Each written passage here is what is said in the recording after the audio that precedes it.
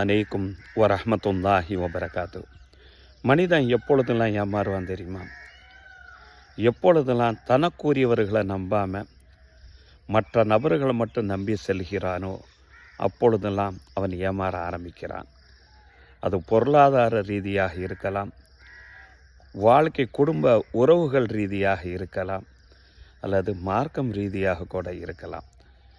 தனக்குரியவர்களை நம்பாமல் மற்ற நபர்களை நம்பக்கூடிய இடத்துல எல்லாம் பெரும்பாலும் ஏமாந்து கொண்டு தான் இருக்கிறான்.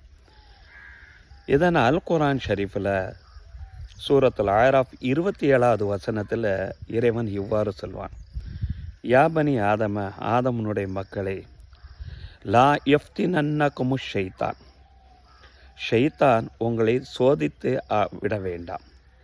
எப்படி? பசப்பு வார்த்தைகள் மூலமாக உங்களை சோதித்து விட வேண்டாம்.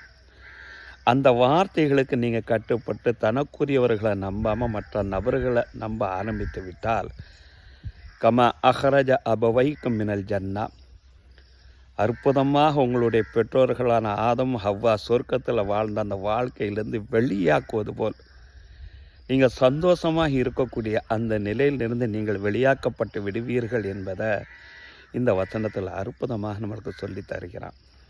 தனக்குரியவர்களை நாம் நம்புவோம், இறைவனை நம்புவோம், மற்றவர்களை நம்பும் விஷயத்தில் யோசிப்போம்.